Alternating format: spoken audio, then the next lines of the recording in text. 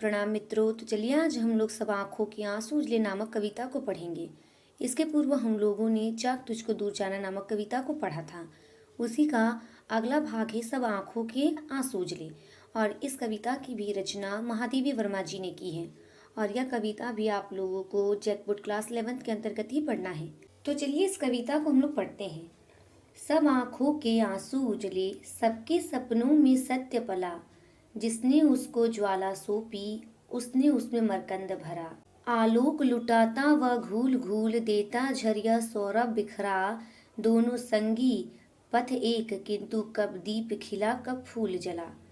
इन पंक्तियों के माध्यम से महादेवी वर्मा जी ने लोगों के व्यक्तित्व को बताने का प्रयास किया है कि किस प्रकार सभी लोगों का व्यक्तित्व अलग होता है, उनका अस्तित्व अलग होता है, सभी लोगों में अलग अलग गुण होते हैं, सबकी अपनी अपनी विशेषताएं होती हैं। यानी कि उन्होंने यह बताने का प्रयास किया है कि सभी लोगों में विविधताएं होती हैं। तो चलिए इस काव्यांश के भावार्थ को हम लोग देखते हैं। कवित्री लिखती हैं कि सब आंखों के आंसू उजले, सबके सपनों में सत्य पला। अर्थात वे कहती हैं कि जितने भी व्यक्ति होते हैं उनकी आंखों में उभरने वाले जो आंसू होते हैं उनका रंग उजला ही होता है, उनमें कोई भी भेद नहीं होता। अर्थात सभी लोगों की आंखों में उभरने वाले आंसू पवित्र होते हैं और उसी के साथ साथ वे उजले भी होते हैं। और सभी के सपने में सत्य ही पलता है। यानी कि जो लोग जो कुछ करने का सपना देखते हैं उसमें सत्यता होती है, उसमें सत्य ही पलता है, उसमें किसी प्रकार की मिथ्या नहीं होती। आगे भी लिखती है कि जिसने उसको ज्वाला सौंपी, उसने उसमें मरकंद भरा। अर्थात जिस प्रकार सभी के सपने जो हैं वे सत्य हैं, लेकिन जो भी व्यक्ति अपने सपने के प्रति उत्साह प्रकट करता है वही उसमें खुशबू ला सकता है। यानी कि जब व्यक्ति किसी कार्य को करने की कल्पना करता है और उस कार्य को करने के लिए उत्साह भी प्रकट करता है, तभी वह उस कार्य को पूरा कर पाता है। केवल सोच लेने मात्र से कोई भी कार्य पूरा नहीं होता। तो वही लेखिका कहती हैं कि कोई ऐसे भी व्यक्ति होते हैं जो केवल कल्पनाएं नहीं करते हैं, वे उन कल्पनाओं को जीवंत रूप प्रदान करने के लिए हर संभव प्रयास करते हैं। वही वे कहती हैं कि इसी प्रकार सभी लोगों में भिन्नताएं होती हैं। आगे वे लिखती हैं कि आलोक लुटाता व घूल घूल। अर्थात जो दीपक होता है वह जलकर चारों तरफ आलोक यानी कि प्रकाश फैलाता है, उसी प्रकार देता झरिया सौरभ बिखरा। यानी कि पुष्प जो होता है वह चारों तरफ सुगंध खुशबू फैला देता है। यानी कि महादेवी वर्मा जी यहाँ पर भिन्नता दर्शाने के लिए कहती है कि जिस प्रकार दीपक जलता है और जलकर चारों तरफ प्रकाश फैलाता है, उसी के विपरीत कह सकते हैं कि पुष्प जो होता है वह सुगंध फैलाने का कार्य करता है। दोनों ही चीजों में अंतर है, दोनों का अपना एक अस्तित्व है, दोनों की अपनी अपनी भूमिकाएं हैं। एक का कार्य जलना है और जलकर प्रकाश फैलाना है, वहीं दूसरे का कार्य महकना है और चारों तरफ सुगंध फैलाना है। आगे भी लिखती हैं कि दोनों संगी पथ एक, किंतु कब दीप खिला कब फूल जला।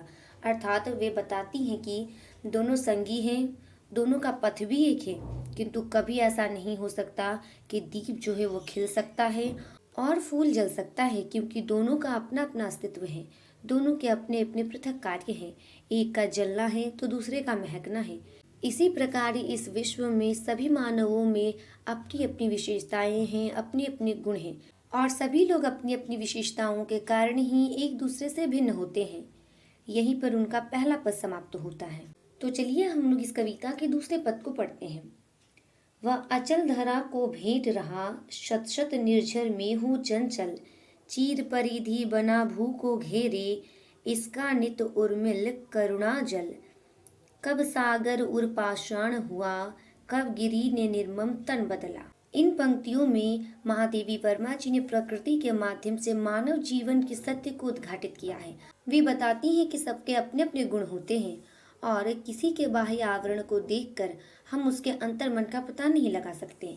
वे लिखती हैं कि वह अचल धरा को भेंट रहा, शत शत निर्जन में हूँ चंचल। अर्थात अचल यानी कि पर्वत जो है वह अपने भीतर से शत शत यानी कि सौ सौ, निर्झर का अर्थ होता है, निर्झर का अर्थ होता है झरने, यानी कि जो अचल पर्वत हैं वे अपने अंदर से सौ सौ झरने इस धरती को भेंट स्वरूप देता है। आगे भी लिखती हैं कि चीर परिधि बना भू को घेरे, यानी कि जो पर्वत है वह पृथ्वी के बहुत से बड़े भाग को एक परिधि के समान घेरे हुए रहता है। आगे भी लिखती हैं कि इसका नित उर्मिन करुणाचल, अर्थात जिस प्रकार पर्वत जो हैं वह दिखने में कठोर लगते हैं, वह पाषाण होते हैं, परंतु उनके अंदर से जो झरने बहते हैं उन झरनों का जो जल है वह बहुत ही करुणामय होता है और शीतल होता है।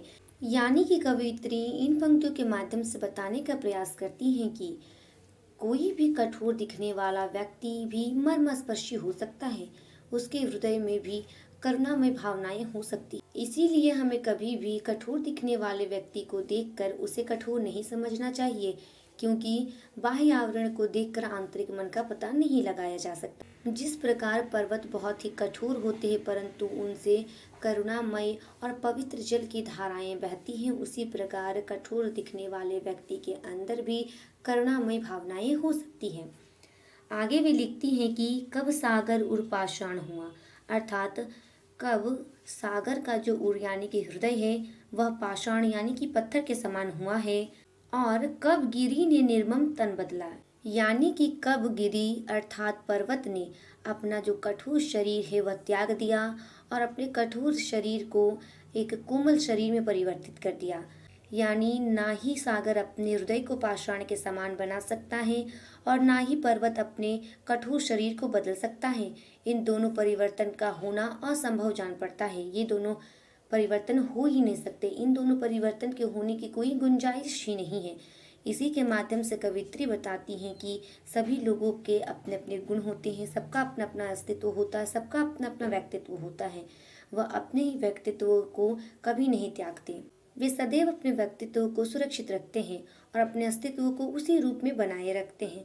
और उसी के साथ साथ वे कहती हैं कि कभी भी किसी कठोर दिखने वाले व्यक्ति को कठोर नहीं समझना चाहिए, क्योंकि बाह्य आवरण से किसी के आंतरिक मन का पता नहीं लगाया जा सकता। यहीं पर इस कविता के दोनों पद समाप्त होते हैं। इसके तीसरे पद को हम लोग अगले वीडियो में पढ़ेंगे। तब तक के लिए धन्यवाद।